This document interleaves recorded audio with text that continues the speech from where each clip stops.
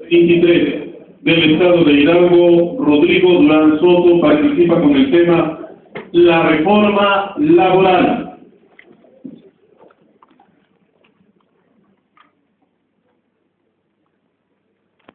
Algunas de las cosas más gratas y más extraordinarias que tiene el ser humano es precisamente la oportunidad que tiene de dignificar su vida a través del trabajo. Permítanme en esta ocasión egregia y esplendorosa el que agradezca a la señora Natalia Robelo y al señor Daniel Cebadúa el que exista este majestuoso lugar que hoy da voz, que hoy da vida a 24 oradores que desde todas las latitudes y las longitudes de esta patria hoy han prestado voz al pueblo de Comitán. Mucho se viene hablando desde hace ya varias décadas de las necesarias reformas que requiere este país para transitar hacia la modernidad que necesitamos. Mucho se viene hablando de las transformaciones indispensables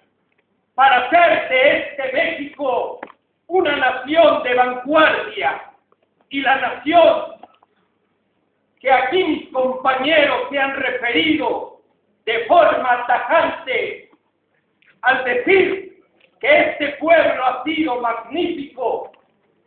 desde su pasado mesoamericano. Pero es precisamente cuando se toca el tema del trabajo y de lo laboral que se entiende que la fibra de los seres humanos es ahí donde se fortalece la dignidad y se fortalece el respeto. Con el trabajo, el ser humano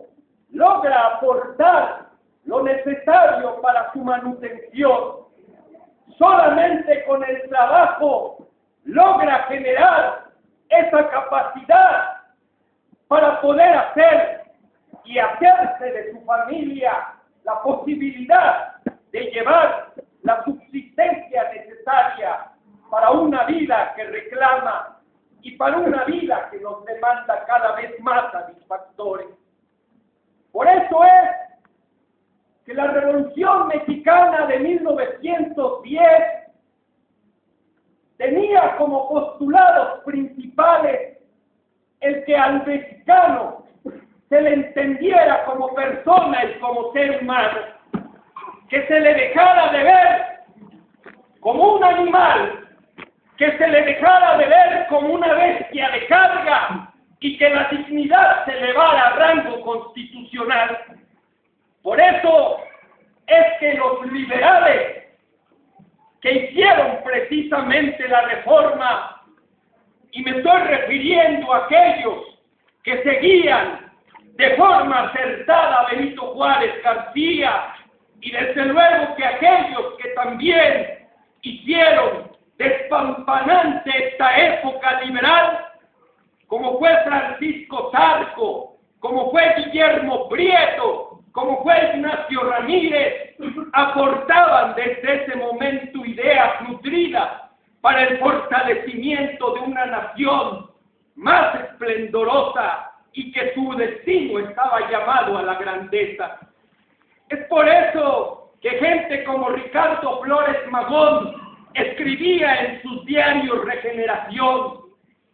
se escribía en El Hijo del Aguizote, en el Diario del Hogar, en todas aquellas notas periodísticas, la necesidad de elevar a rango constitucional el trabajo. Y fue por ello que precisamente precisamente la demanda laboral fue una de las principales exigencias y uno de los principales postulados de la Revolución Mexicana. Fue por ello que hoy, en el artículo 123, está institucionalizada esta situación, esta circunstancia que favorece a los trabajadores de México, como con el derecho de huelga, como con una jornada máxima de trabajo y como con derechos laborales secundarios y primarios que lógicamente enarbolan al mexicano como un hombre de dignidad en el trabajo. El gobierno mexicano viene arguyendo desde hace ya más de una década la necesaria reforma laboral. El secretario del Trabajo, prácticamente demandante al Congreso de la Unión de que no se le han hecho caso de las más de 220 iniciativas que existen en materia laboral. Pero habrá que pensar realmente qué hay detrás de esta reforma laboral, porque en nuestro país, desde hace más de 2 décadas, se ha insertado terrible y tristemente en una política que nos ha dividido económicamente a los mexicanos, en una política económica que solamente ha mancillado a los pobres, en una política económica que pretende sacar la sangre que aún le queda a los trabajadores mexicanos y que precisamente son ellos los responsables y los hacedores de esos frutos y de esos éxitos que se instituyen en estas normas constitucionales y en la Ley Federal del Trabajo de 1970. Habrá que pensar cuál es el futuro de esta reforma laboral, porque entendemos que hoy se quiere aperturar un México a la competitividad, pero habrá que generar la pregunta de que competitividad a costa de quién y de quiénes. Y creo que en este sentido los trabajadores de México son los sacrificados, son las víctimas, precisamente porque se habla hoy de un contrato a prueba, se habla hoy de contratos de adhesión en materia del trabajo, se habla hoy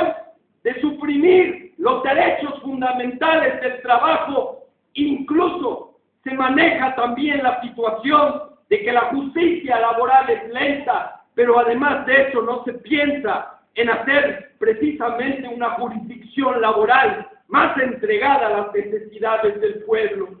Hoy también se habla de que los salarios caídos en un juicio solamente se van a extender 1 año y no el tiempo de duración de un juicio. Y creo que en ese sentido los derechos fundamentales en materia laboral del pueblo de México están en cuestionamiento. Yo les quiero preguntar y exhortar a todos ustedes a que reflexionemos si realmente necesitamos esta reforma laboral. Si realmente consideramos que lo que hicieron los revolucionarios de 1910